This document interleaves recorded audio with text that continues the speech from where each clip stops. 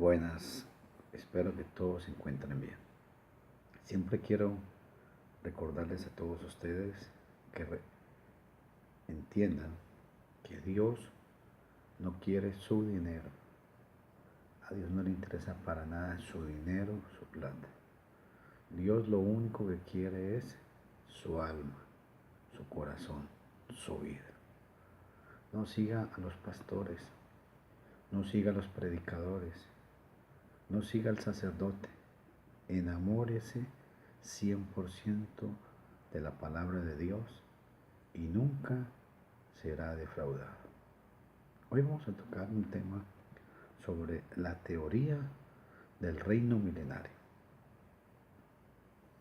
Mucha gente se ha hecho millonaria, han escrito muchos libros sobre estos temas. Hoy quiero que abramos nuestro entendimiento. En el nombre de Jesús lo pido, para que todos salgamos edificados. Vamos a ver un pasaje, el pasaje primordial y principal que se utiliza para esta teoría. Apocalipsis capítulo 24. Habla de tronos, habla de almas, habla de reinaron, habla de 1000 años. Pero este pasaje no dice, como dicen la mayoría de gente, denominacionalistas, y enseñan que los judíos volverán a Palestina, que se reedificará el templo, que Cristo volverá a la tierra, que los justos resucitarán corporalmente, que Cristo reinará por 1000 años desde Jerusalén. Hay una gran diferencia entre lo que la gente dice que este pasaje enseña y lo que realmente el pasaje enseña. Apocalipsis capítulo 20, versículo 4, da la misma idea de promesa. Es una promesa de consolación, la misma que en el Apocalipsis capítulo 2, versículo 26 al 28, y Apocalipsis capítulo 3, versículos del 21, del 20 al 21. Que la promesa y el consuelo, ¿cuál es? Que cuando una persona muere en la fe o por la fe, su muerte no es una derrota, sino que es una victoria porque reina con Cristo. Ese es el punto aquí. En cuanto a la palabra 1000 años, me gustaría que buscaran Deuteronomio capítulo 1, versículo 11, donde se habla de 1000 veces, o el Salmo 50, el Salmo capítulo 50, versículo 10, donde se habla de 1000 colinas, según la versión moderna. Esto significa, la palabra 1000 años, lo que significa es un periodo largo pero indefinido de tiempo. En este pasaje los premilenialistas pues montan toda una película, todo un escenario, inventando cosas que el pasaje no dice. Un punto muy importante que quiero que veamos aquí es para poder apoyar esta teoría han montado toda una serie de un sistema. Han inventado un poco de cosas que la Biblia no dice. El primer punto, el retorno de los judíos a Palestina. Este punto es muy necesario para esta supuesta existencia de un reino terrenal. Y es que los judíos vuelvan a su tierra nativa, o sea, Palestina. La teoría niega la promesa hecha de parte de Dios a Abraham y el cumplimiento de todas sus promesas. Porque se supone que existe una promesa hoy en día todavía para el pueblo judío, que Dios no ha cumplido, supuestamente.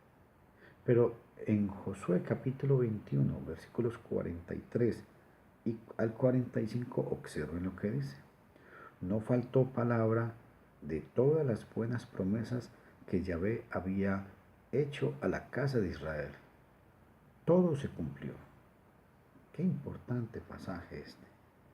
Además, cuando fueron desterrados por causa de la idolatría, Dios devolvió al remanente fiel después de 70 años, conforme a la palabra que él había a la promesa que él había hecho. Esos pasajes ustedes los pueden encontrar en Isaías 44:28, Isaías 45:1, Jeremías 29:10, Ezequiel 36 del 8 al 10, Segunda de Crónicas 36 del 21 al 23, Esdras capítulo 1, versículos 1 y 3.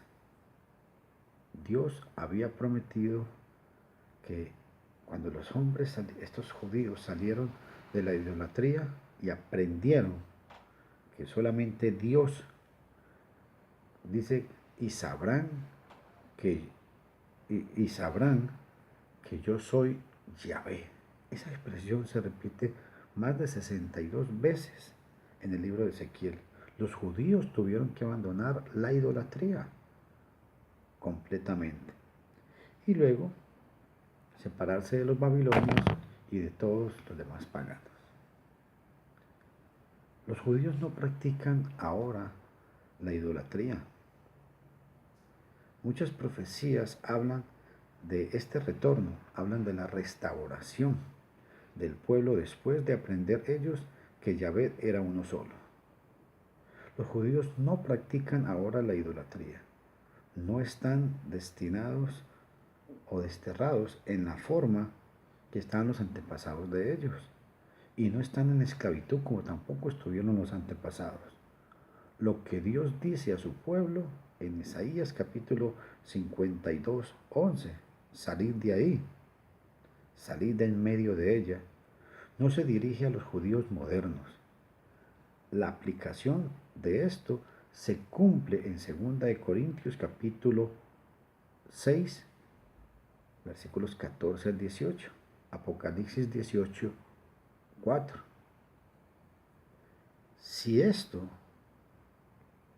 se aplica a los judíos y también a los gentiles, porque se enseña que el pueblo de Dios tiene que estar separado del mundo.